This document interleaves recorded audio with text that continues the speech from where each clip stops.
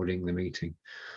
So this meeting's being recorded. I'm live on YouTube. I just want to do a test, first of all, for video and sound. Setting it up, basically on your Zoom account, you have to say that you purposely want to go live on Facebook and YouTube. You've got to do that in the settings.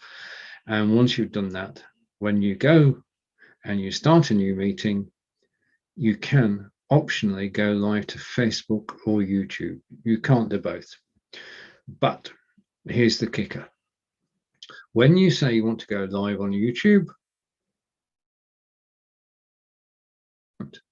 and you actually create the broadcast. So you're not live on YouTube until a few minutes after, and you've got to have a title for the broadcast, and then you can go live. Now, I can't, because I'm recording, move away from this screen. So I'm just going to take it on faith that it's actually going out to YouTube. Now, Zoom over the last 15 months really has come into its own exponential growth. Although this is my second time actually hosting a live video out to YouTube from Zoom. And I've got to say, this is a stable platform because the millions of people who actually use it every day, it's got to be. And my comparison really would be with BeLive and StreamYard and Melon as to what you can actually do when you're live. Now, I'm a solo performer today, and I cannot see your comments if you're actually watching on YouTube. Well, I might do. If somebody finds me and says hello, I might see the comments because this window is superimposed over my YouTube page. I cannot show comments on screen. I cannot reply to comments, obviously.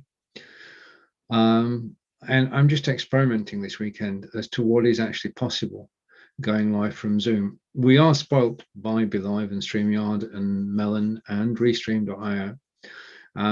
So what functionality do they have that YouTube doesn't have? Well, the first one we just mentioned is comments. And I was told by a friend earlier, by John, that I can actually use images on this. So in my next broadcast, I will try and use some images. I mean, I'm just going down the bottom of the screen now. That's a bit of freezing. I cannot minimize whilst recording. I'm not trying to minimize. I've done something wrong. I've broken it. So don't double click on the screen whilst you're actually recording. I've got my microphone, I've got my camera, I've got security, I've got the number of participants. Fraser was after an invite this morning, but I'm not up to invites at the moment. I'm practicing all weekend to make sure I get to grips with this, and I can write a blog post about it. I can run a poll. I've got the chat open, so if you knew where I was, you could come in and chat. I can share my screen. I'm going to try this again because I tried this earlier and with no great success. So let's share screen, and I'm going to share, not a notepad, not that, advanced screen share. Okay, I'm aware that I'm actually sort of off camera. I'm going back a bit. I'm just going to can't share my screen. Whiteboard. Notepad, XSplit VCam. Let's share XSplit VCam and share. Okay, now what's happened there is I've got XSplit VCam come up on screen. So let's just see what happens when I say okay to that. I can see myself on screen and I can change background simply by clicking a link, and we'll see the delay in a moment. Yeah, okay, and there is a 20-second delay. So what I'm going to do is I'm going to close the YouTube tab. I'm going to stop sharing. I'm going to close the YouTube tab. That's distracting. And I'm going to come back to Zoom. Okay, so my concentration has got to be totally on Zoom. I can't do any distractions. I can invite people into the room and they will appear on the recording. I'm going to invite Angelica in tomorrow, but I'm going to try and screen share again. So bear with me. We're going to crack this. So screen share. And it comes up. I'm going to share XSplit VCAM.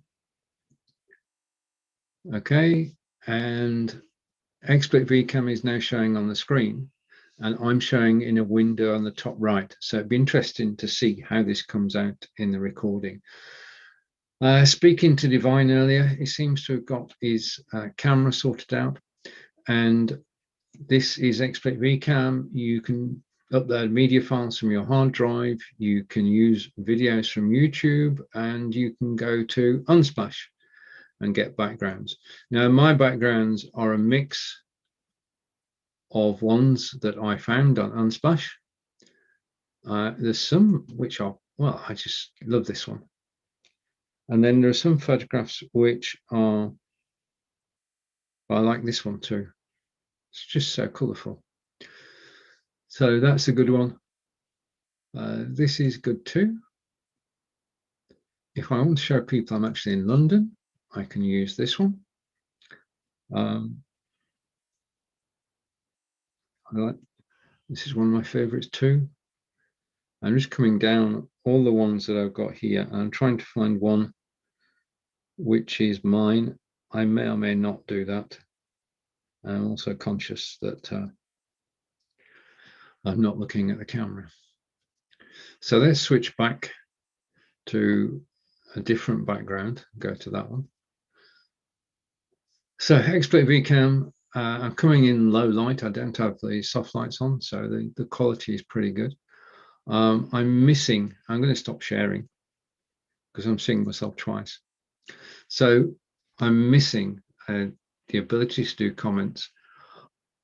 It was mentioned earlier by John, I could actually share images as well. So I'm wondering with the share images, pause or stop recording. I can have breakout rooms. I can post reactions, and I'll stop looking around tomorrow. So I'll do a sort of semi-professional broadcast tomorrow.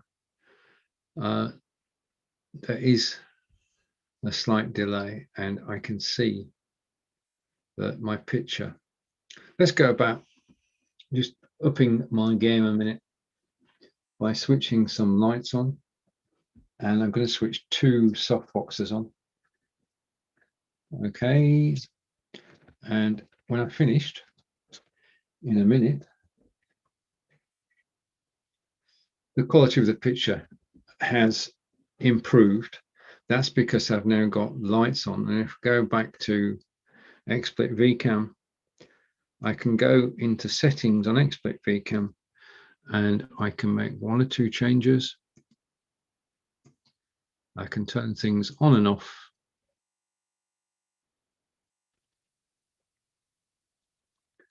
All right, and that's my more natural color. So having soft lights makes one heck of a difference to the quality of a live broadcast. If you compare a couple of seconds ago before I turned the lights on to what I've got now, it is totally different. And because I'm using a green screen, one of the things you've got to have, I can't say this too often, I'm going to apply that and then go okay, and then go to original. This is my green screen. And if I didn't have this green screen, I wouldn't have such a good quality image when I set a background.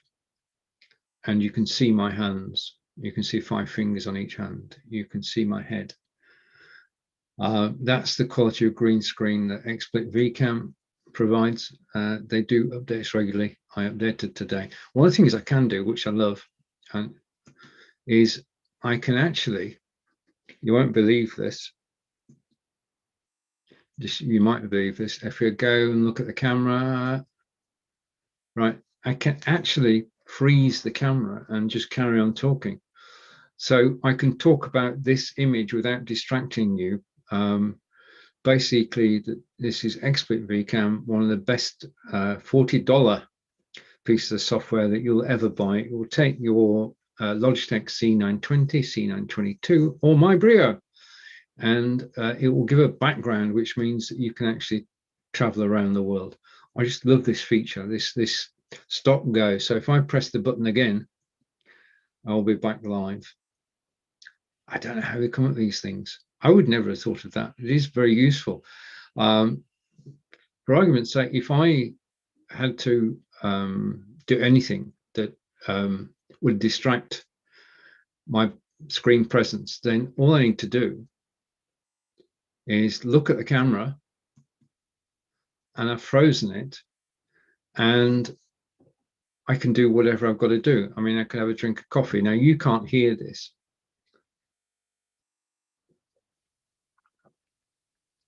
Hopefully, but I'm actually drinking coffee. And the reason you can't hear me, hopefully, is that I'm using Krisp.ai, which is noise cancellation software, which takes out all background noises so that you can't hear anything other than my voice. Okay, I'm about 2 feet away from my microphone, and you can't tell that it's noisy in the background. Right, I'm getting used to this now. I know that if I'm recording on Zoom, I need to have this screen showing. If I, because I was doing a screen record. I'm going to press the recording. Oh, wait a minute. How do I stop recording? Pause recording. Okay, so it's not recording now.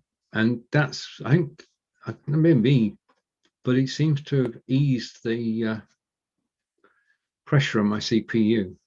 Let's go and have a look. And go to Task Manager. And Task Manager is currently running 100%. Oh, no, it's not. It's down in the 40s now. So I think that actually recording was actually slowing the system down. Now, as there is, well, there is no recording apart from the one that was doing. So it says recording paused.